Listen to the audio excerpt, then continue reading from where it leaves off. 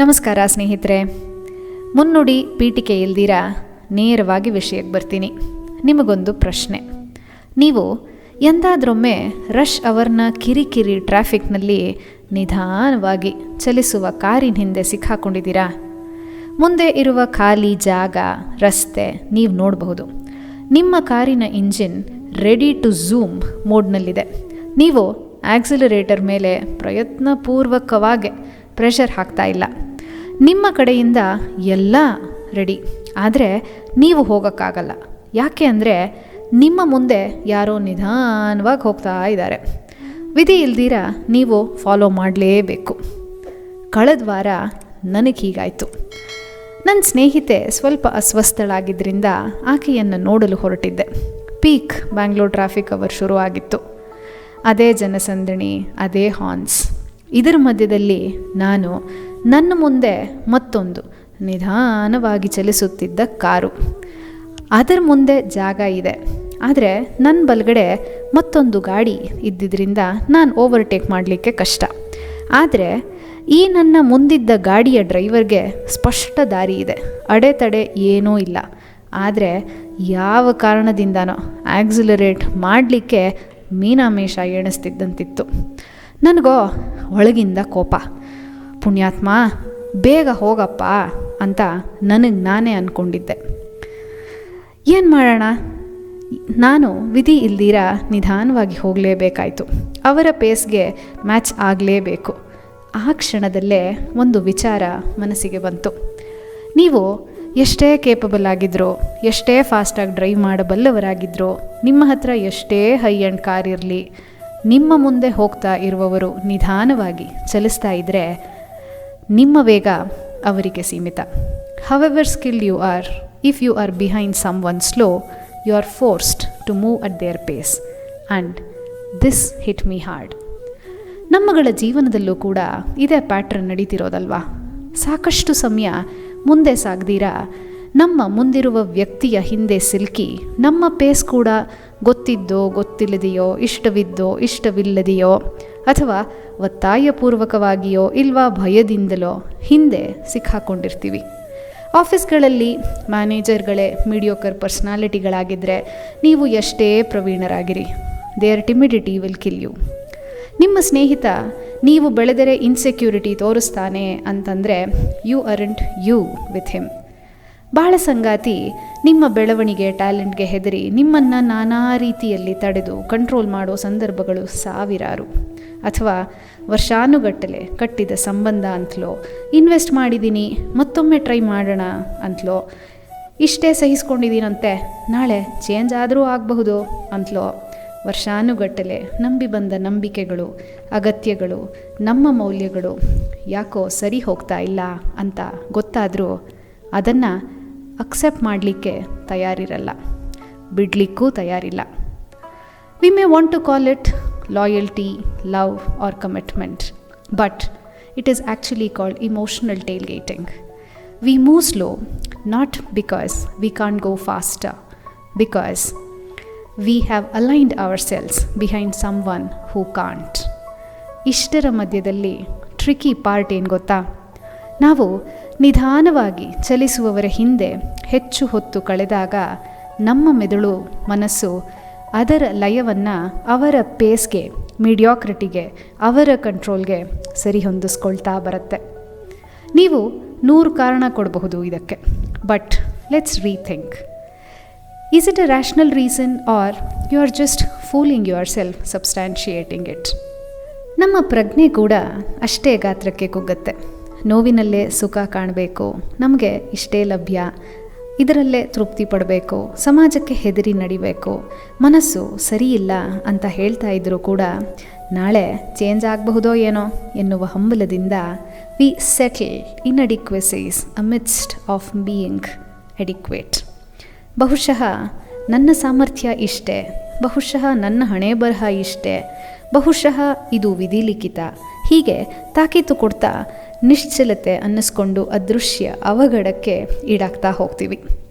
ಯೋಚಿಸಿ ನೋಡಿ, it's not the world slowing us down, it's our choice of who we follow, who we listen to and who we pace ourselves with. ಮನುಷ್ಯನ ಮನಸ್ಸು ನೈಸರ್ಗಿಕವಾಗಿ socially ಸಿನ್ಕ್ರೊನೈಸ್ ಆಗತ್ತೆ. ಅಂದರೆ ನಮ್ಮ ಮೆದುಳಿಗೆ ನಮ್ಮ ಸುತ್ತಲಿನವರ ಎನರ್ಜಿ, ಪೇಸ್, ಅವರ ನಡವಳಿಕೆ, ಅವರ ಭಾಷೆ ಅನುಸರಣೆ ಮಾಡುವಂತಹ ಮಿರರಿಂಗ್ ಟೆಂಡೆನ್ಸಿ ಇರುತ್ತೆ. ಮನಃಶಾಸ್ತ್ರದಲ್ಲಿ ಇದನ್ನು ಇಮೋಷ್ನಲ್ ಕಂಟೇಜನ್ ಅಂತ ಹೇಳ್ತೀವಿ. ಸಿಂಪಲ್ ಆಗಿ ರಿಲೇಟ್ ಮಾಡ್ಕೋಬೇಕು ಅಂದರೆ, ನಮ್ಮ ಮುಂದಿರುವವರು ಆಕಳಿಸಿದ್ರೆ ನಮಗೂ ಆಕಳಿಕೆ ಬರುತ್ತೆ, ನಮ್ಮ ಮುಂದಿರುವವರು ನಗ್ತಾ ಇದ್ದರೆ ನಮಗೂ ನಗು ತಡಿಲಿಕ್ಕಾಗಲ್ಲ. ಇದೇ ಟೆಕ್ನಿಕ್ನೇ ಲಾಫಿಂಗ್ ಕ್ಲಬ್ನಲ್ಲಿ ನಾವು ನೋಡೋವಂಥದ್ದು. ಅಂತೆಯೇ ನಮ್ಮೊಟ್ಟಿಗೆ ಬಹಳ ಪ್ಯಾಷನೇಟ್ ಆಗಿರುವ, ಡ್ರಿವೆನ್ ಆಗಿರುವ ಅಥವಾ ಪಾಸಿಟಿವ್ ಆಗಿರುವವರು ಇದ್ದರೆ we tend to mirror them, ಇಲ್ವಾ? ಅವರು ಕಂಟ್ರೋಲಿಂಗ್ ಆಗಿ, ಸೀಕ್ರೆಟಿವ್ ಆಗಿ, ಬಹಳ ಪ್ಯಾಸಿವ್ ಆಗಿ, ಅನ್ಇಂಟ್ರೆಸ್ಟೆಡ್ ಅಂತ ಅನ್ನಿಸ್ಕೊಂಡಿದ್ರೆ it affects us as well. ನಿಮಗೆ ಗೊತ್ತಿಲ್ದಿರಾನೇ ನಿಮ್ಮ 100 watt potential it reduces to 50 watts. ನಮಗೆ ಸುರಕ್ಷತೆ ಅಂದರೆ ಸೇಫ್ಟಿ ಬೇಕು. We follow, adapt and confirm because our brain craves social safety than personal speed. ಒಮ್ಮೆ ಯೋಚಿಸಿ ನೋಡಿ, ಕೆರಿಯರ್ನಲ್ಲಿ ಎಷ್ಟು ಸರ್ತಿ ನಮಗೆ ಒಳಿತು ಅಂತ ನಿರ್ಧಾರಗಳನ್ನು ತೆಗೆದುಕೊಂಡಿರ್ತೀವಿ, ಚಾಲೆಂಜಸ್ ತೊಗೊಂಡಿರ್ತೀವಿ, ಅಥವಾ ಇಟ್ಸ್ ಕಂಫರ್ಟಬಲ್ ಅಂತ ಸುಮ್ಮನೆ ಆಗಿರ್ತೀವಿ. ಸಂಬಂಧಗಳಲ್ಲಿ ಇದು ಸರಿಯಿಲ್ಲ, ನನ್ನ ಮನಸ್ಸಿಗೆ ಸಂತಸ, ತೃಪ್ತಿ ಬದಲು ನಿರಾಶೆ, ನೋವು ಕೊಡ್ತಾ ಇದೆ, ಆದರೂ ಸಹನೆ ಬೆಳೆಸ್ಕೊಂಡಿದ್ದೀನಿ ಅಂತ ಕಾರಣ ಕೊಟ್ಕೊಂಡು ನಡೀತಾ ಇದ್ದೀವಾ? When was the last time you called off because you aren't able to bear the toxicity? ಸ್ನೇಹಿತರ ಗುಂಪಿನಲ್ಲಿ ಅವರ ಸಂದೇಹ ಅಥವಾ ಭಯಗಳು ನಿಮ್ಮ ಆಯ್ಕೆಗಳನ್ನು ರೂಪುಗೊಳಿಸಲು ಅದನ್ನು ನೀವು ಬಿಟ್ಟಿದ್ದೀರಾ? ಯೋಚಿಸಿ ನೋಡಿ. ಇದನ್ನೇ ಸೋಷಿಯಲ್ ಪೇಸಿಂಗ್ ಅನ್ನೋದು. ನಮ್ಮ ಸುತ್ತಲಿನವರ ಪೇಸ್ಗೆ, ನಮ್ಮ ನಂಬಿಕೆಗಳಿಗೆ ಪೇಸ್ ಮ್ಯಾಚ್ ಮಾಡ್ಕೋತೀವಿ. ಯಾಕೆ ನಾವು ಹೀಗೆ ಎಂದಾದರೂ ಪ್ರಶ್ನೆ ಮಾಡಿದ್ದೀವಾ? ನಿಮಗೆ ಇನ್ನೊಂದು ಮುಖ್ಯ ವಿಷಯ ಶೇರ್ ಮಾಡಲೇಬೇಕು. ಮಾನವನಿಗೆ ಒಂದು ವಿಚಿತ್ರ ಅಟ್ಯಾಚ್ಮೆಂಟ್ ಇದೆ. It is called familiar discomfort. ಹೊಸದನ್ನು ಅಥವಾ ಹೊಸ ಅವಕಾಶದ ಅನಿಶ್ಚಿತತೆಗಿಂತ ಗೊತ್ತಿರುವ ದುಃಖ ಸೇಫ್ ಅನಿಸತ್ತೆ. ಅಂದರೆ we prefer to move slowly with known place and people than move boldly into spaces we don't. ಇದನ್ನು ಮನಃಶಾಸ್ತ್ರದಲ್ಲಿ attachment bias and predictability craving ಅಂತೀವಿ. ನಮ್ಮ ಮೆದುಳಿಗೆ ಕನ್ಸಿಸ್ಟೆನ್ಸಿ ಹಾಗೂ ಪ್ರಿಡಿಕ್ಟಬಿಲಿಟಿ ಬೇಕು. ಆರ್ಡಿನರಿ ಇದ್ರೂ ಪರವಾಗಿಲ್ಲ, ಸ್ಥಿರತೆ ಹಾಗೂ ಊಹೆಯ ನಿಶ್ಚಯ ಬೇಕು.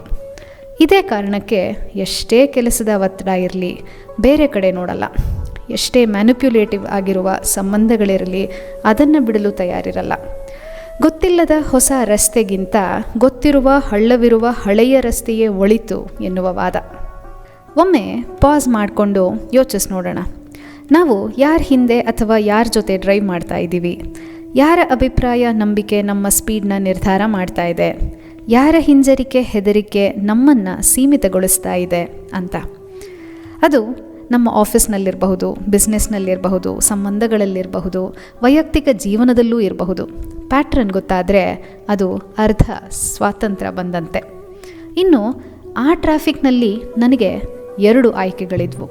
ಒಂದು ಫಾಲೋ ಮಾಡಿ ಸ್ಲೋ ಆಗಿ ಹೋಗುವಂಥದ್ದು, ಇನ್ನೊಂದು ಟರ್ನ್ ಮಾಡ್ಕೊಳ್ಳೋದು. ಅದೃಷ್ಟವಶಾತ್ ಆ ಬೀದಿಯಲ್ಲಿ ನನಗೆ ಎಡಕ್ಕೆ ಟರ್ನ್ ಮಾಡೋ ಅವಕಾಶ ಇತ್ತು. I turn left.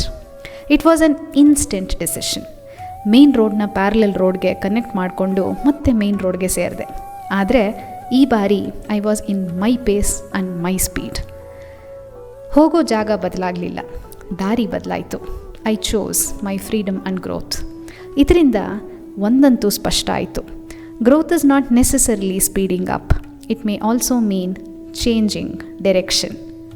ಇನ್ನು ನೀವು ಯಾರಾದರೂ ಹಿಂದೆ ಸಿಲುಕಿದ್ದೀರಾ ಅಂದರೆ ಅದು ಸಂಬಂಧಗಳಿರಬಹುದು, ಭಾವನಾತ್ಮಕವಾಗಿ, ಮಾನಸಿಕವಾಗಿ, ಅಥವಾ ಅದು ನಿಮ್ಮ ಪ್ರೊಫೆಷನ್ನಲ್ಲಿ ಅಥವಾ ವೃತ್ತಿಯಲ್ಲೂ ಆಗಿರಬಹುದು. ಹೀಗಿದ್ದಾಗ ನಾವೇನು ಮಾಡಬಹುದು? ಮೊದಲನೇದು, we should do on awareness audit. ವಾರಕ್ಕೆ ಒಮ್ಮೆ ಆದರೂ ನಮ್ಮನ್ನು ನಾವೇ ಪ್ರಶ್ನೆ ಮಾಡ್ಕೋಬೇಕು. ನಾನು ಯಾರ ಪೇಸ್ಗೆ ಅಲೈನ್ ಆಗಿದ್ದೀನಿ? ಅದು ನನ್ನ ಬೆಳವಣಿಗೆಗೆ ಸಹಾಯವಾಗ್ತಾ ಇದೆಯಾ ಅಥವಾ ನಿಧಾನವಾಗಿ ಅವನತಿಯೆಡೆಗೆ ಹೋಗ್ತಾ ಇದೆಯಾ? ನಾನು ಹೋಗುವ ದಿಕ್ಕನ್ನು ಯಾರಾದರೂ ಬದಲಿಸ್ತಾ ಇದ್ದಾರಾ ಅಥವಾ ಅದಕ್ಕೆ ಇನ್ಫ್ಲೂಯೆನ್ಸ್ ಮಾಡ್ತಾ ಇದ್ದಾರಾ? ನಾನು ಯೋಚಿಸುವ ರೀತಿಯಲ್ಲಿ, ತೆಗೆದುಕೊಳ್ಳುವ ನಿರ್ಧಾರಗಳಲ್ಲಿ ಯಾರ ಪ್ರಭಾವವಿದೆಯಾ? ನಿಮಗೇನಾದರೂ ಸ್ಪೆಸಿಫಿಕ್ ಪ್ಯಾಟ್ರನ್ ಕಂಡ್ರೆ, ಅವರ ಅಭ್ಯಾಸಗಳು ಕಂಡ್ರೆ ಅದು ನಿಮಗೆ ಒಳಿತು ಮಾಡ್ತಾ ಇಲ್ಲ ಅನ್ನೋದಾಯಿತು ಅಂದರೆ it's time to take an exit or take a turn. ಮನಃಶಾಂತಿ ಕೆಡಿಸುವ ಡ್ರಮ್ಯಾಟಿಕ್ ಟರ್ನ್ ಏನೂ ಬೇಡ, ಚಿಕ್ಕದಾಗಿರೋ ಮೈಕ್ರೋ ಟರ್ನ್ ಸಾಕು. ಬೌಂಡ್ರಿ ಸೆಟ್ ಮಾಡ್ಕೋಬಹುದು, ಓವರ್ ಅಕಾಮಡೇಟ್ ಮಾಡೋ ಅವಶ್ಯಕತೆ ಇಲ್ಲ, ನಿಮ್ಮತನವನ್ನು ಬಿಟ್ಟು ಕೊಡುವ ಅಗತ್ಯ ಖಂಡಿತ ಇಲ್ಲ. ನೀವು ಯಾರಾಗಲೂ ಬಯಸ್ತೀರೋ ಅದರೆಡೆಗೆ ಹೆಜ್ಜೆ ಹಾಕಬಹುದು. ತಿಂಗಳಿಗೊಂದರಂತೆ ಹೊಸ ಕೌಶಲ್ಯ ಕಲಿಬಹುದು, ಕ್ಯಾಲ್ಕುಲೇಟಿವ್ ಆಗಿ ನಿರ್ಧಾರಗಳನ್ನು ತೆಗೆದುಕೊಳ್ಳಬಹುದು. ಇವೆಲ್ಲ ನಮ್ಮ ಇಂಟರ್ನಲ್ ಟೈನಿ ಟರ್ನ್ಸ್.